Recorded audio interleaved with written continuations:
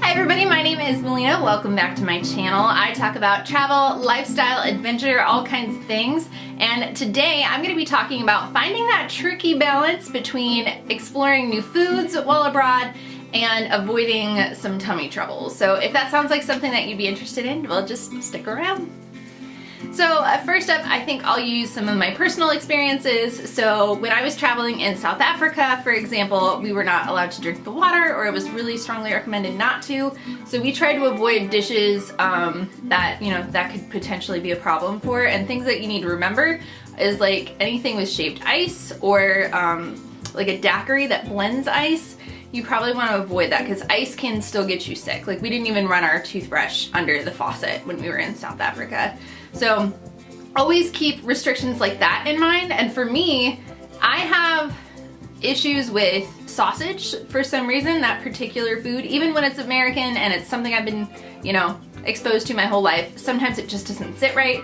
So when I'm traveling, I will typically avoid that. So when I was in Germany, I had to pass on the delicious looking German sausage because I had things that I had to do. So that leads me to my next tip, which is sort of plan ahead. If you really, really, really want to try a delicious dish, but you know that it could have some risk associated, plan for that. So we were traveling in Malaysia and I wanted to try a century egg, which if you don't know what that is, put a picture of me trying it here. It's like a gelatinous black egg? I don't really know. It's very, very odd, but we wanted to try some authentic food while we were in Malaysia. And so we ended up having some like street food where we had frog legs and this egg and, some interesting things that if I had to be somewhere or travel or work, I probably would have skipped, because especially when I travel for work, I do own my own travel company. It's called Miles and Memories Travel.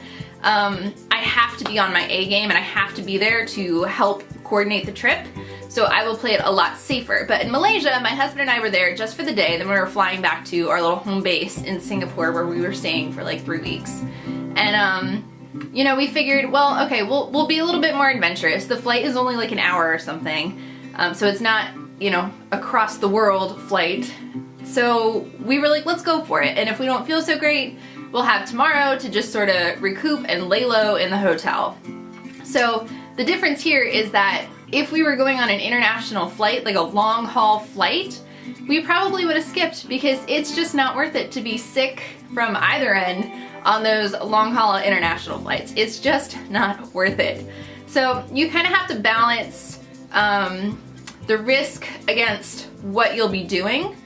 And so if you are gonna be just chilling, I say go for it. But if you have a lot and this is like a once in a lifetime trip, you have a very packed schedule, just keep that in mind because you might get food poisoning. It may not sit with your body very well, especially if it's like a really foreign food like that century egg. I didn't know what that was. Like I have no problem with eggs, but it was black and gelatinous. It was something that was so different from what I normally eat. But some of my best meals have been abroad. Like in Singapore, we went to a Korean barbecue place. It was so good. Like I can't explain to you how good this place was. If I'm ever back in Singapore, I'm going. And it was just amazing. It was in downtown Singapore and it was like this big Korean barbecue place. And it was just, if you're ever in Singapore, look out for some Korean barbecue. It's totally worth it. And I didn't have any trouble at all with that. But if you want to try some local cuisine, you're a little bit nervous, go for the desserts because a lot of the desserts across the world are made with similar ingredients, so it's something that your stomach may tolerate a little better. Like when I was in Paris, I had the best dessert of my life and it was just like some kind of wafer thing with strawberries and cream, but it was all ingredients that I was very familiar with. So even though I was going to be traveling the next day, I felt pretty comfortable with it. And it was amazing. It was totally worth it.